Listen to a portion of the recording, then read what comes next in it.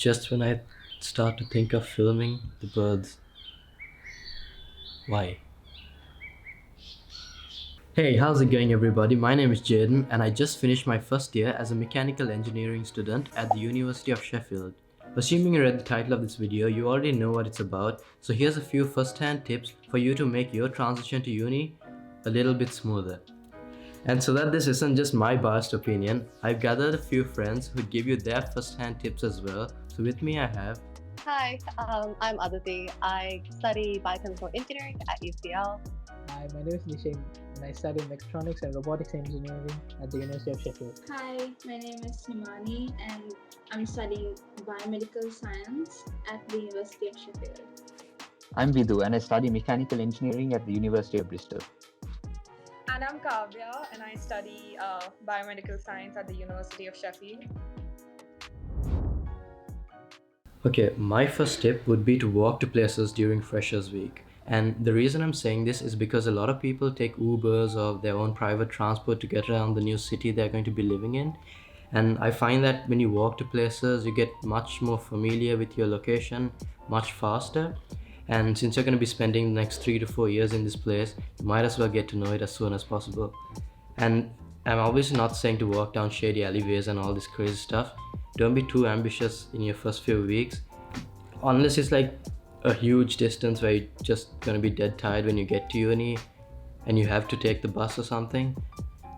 Just walk. I have about 2.5 tips for you. The first tip, first and foremost, is not just stress out about freshers.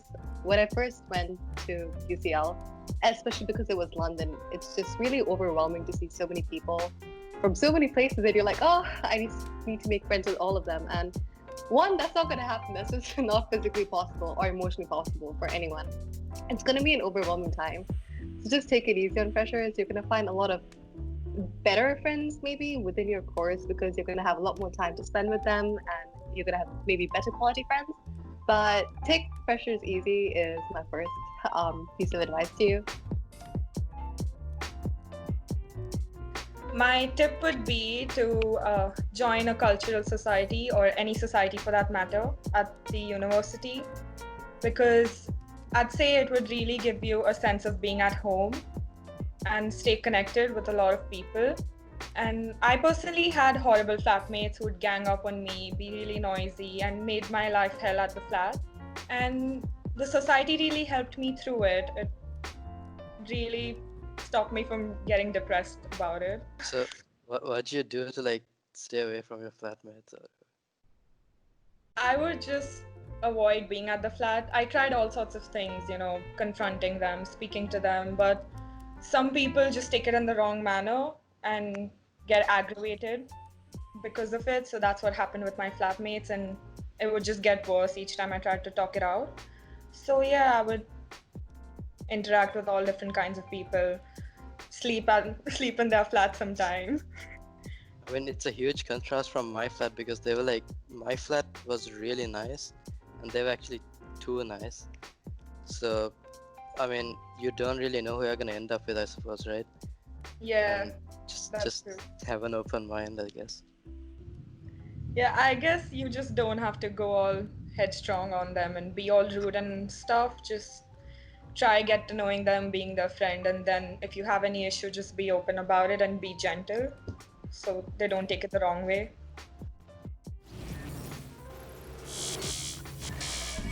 Hi. Dude. I can't stop laughing, man. First year is not as easy as it sounds. There is work to be done. Even though it's not as hard as it is said to be in second and third year. You think in the first year that you know the stuff, apparently basically it's just the same as A-levels, the stuff you learn in A-levels, but then... And you know how people say first year doesn't count and take it lightly? They don't really care what marks they get and stuff. What do you think about that?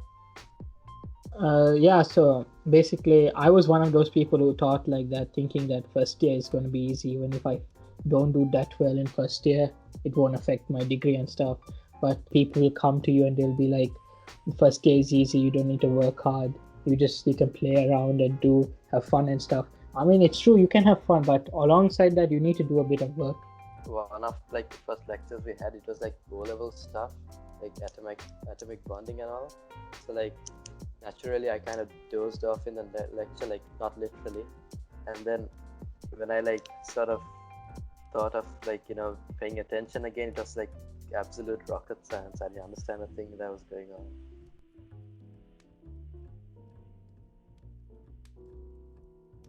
My second tip is do not get catered accommodation. And the reason I'm saying this is because, okay, if you're anything like me, I didn't know how to cook before going to uni.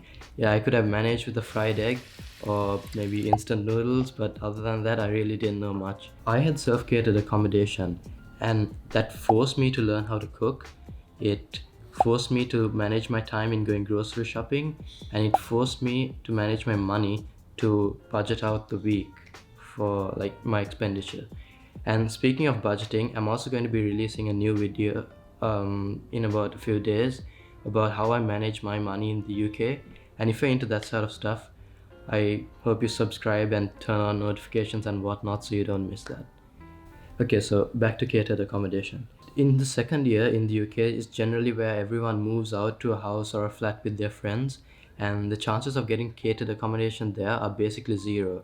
And from what I've been told as an engineering student, the second year is by far your hardest year ever because the step up from first year in terms of assignment and workload is much more. And in my opinion, the last thing you want to be doing is learning how to cook and manage your time and go grocery shopping once a week or whatever. In between all that and getting adjusted to like your new curriculum and so on. So it's just best that you learn all these things in the first year where things are relatively easier. I just wanted to address Jaden's point on accommodation. I know that he advocated for self-catered accommodation, but I was self-catered too. But he's in Sheffield, I'm in London, and let me just tell you that there's a huge cost difference in surviving in these two cities. And as a Londoner, even my catered friends spend about £350 per month for just living, like apart from accommodation costs. So I clearly would spend a lot more. And if you want to have your like 3 square meals per day and not have to go to Tesco every single time because that's not the healthiest option, you'll be spending roughly 10 to 12 pounds minimum per day. I didn't have a good meal plan, so I spent about five. I didn't really eat properly, but I'd much rather you not be in my position. If you're catered in London, it's about £4 per day for like three really good meals. So I would highly recommend that. So yeah, just letting you know from this different perspective from a different city. Okay, so what she just said obviously goes directly against what I said, and that just proves that it's different from city to city. So you'd really need to do your own research depending on where you're going.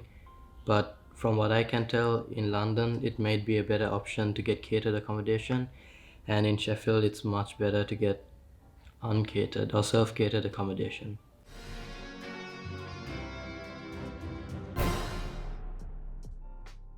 My second piece of advice is to invest in an iPad. Okay, it depends on which student you are. If you're going to do something like English literature or something along those lines where it's majority like typing out, maybe an iPad won't be as good an investment. But if you're an architecture student or an engineering student where you have a lot of maths, like calculations to do, and you don't want to use like Microsoft Word to be writing out your equations every single time, an iPad is really useful, even just for annotations. And it's very handy to have one device that you can just carry with you and not have to worry about at all times. So iPad is a good tip, and it doesn't have to be an iPad. It can be any device that allows you to take notes using a digital pencil.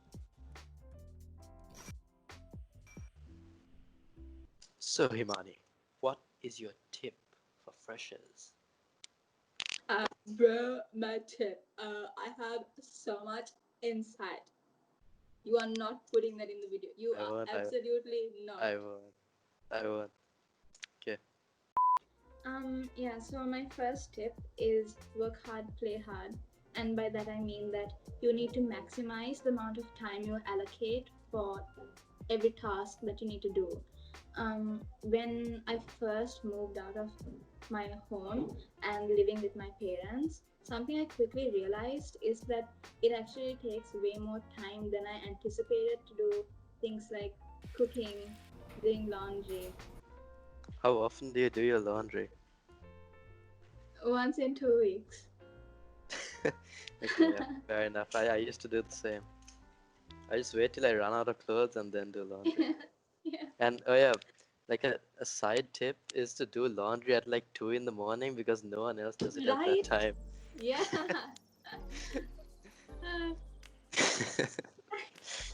Uh, so yeah, you will realize that even if you have a long working day in university from 9 to 5 and you get back home when it's really dark, you brave the snow and the winds, you still need to cook. You still need to do laundry, or you just will have to stay hungry. You just won't have clothes. So you can't afford to uh, zone out while studying. As a freshman, lectures will be a completely new experience for you. So it will be tempting to take them easy and to sit back and relax. But my advice is do not take it that lightly. They will keep on going, and what will happen is as you get complacent, lecturers and their topics will move on pretty quickly. And when you do realize that and it's time to catch up, the process of doing so will become at some point insurmountable. So pace yourself and do topics and revision as they come. I hate to make this entire video about catered accommodation, but this is one guy who actually spent his time in catered accommodation. And what do you think of that? Yes or no? Well, short answer, no. But long answer, it really does depend on who you are as a person. So going into the university, when I thought it would be best if I could take the stress of cooking meals, sourcing ingredients, and all of those preparations off my mind. So I chose cater. But what I didn't realize that entailed was having a set menu and a set time to come and take your dinner. So that meant if you had any societal or any other obligations during your mealtime, if you came back a bit too late, that would mean an empty stomach for the rest of the night. The other thing is, especially since it's the UK, as an Asian student, I can simply say that 85% of the time, all the food was unappetizing as hell. Yeah, so final advice is unless you really are sure with that you're going to be eating potatoes and peas every single night and that you don't want any individuality or freedom of expression, don't choose catered. Alright, so that about wraps it up. Again, if you guys want to see how I manage my money in university, do subscribe and stay tuned for that video. That said, if you did get around to the end of this video, thank you so much for watching, and I'll see you guys in the next one.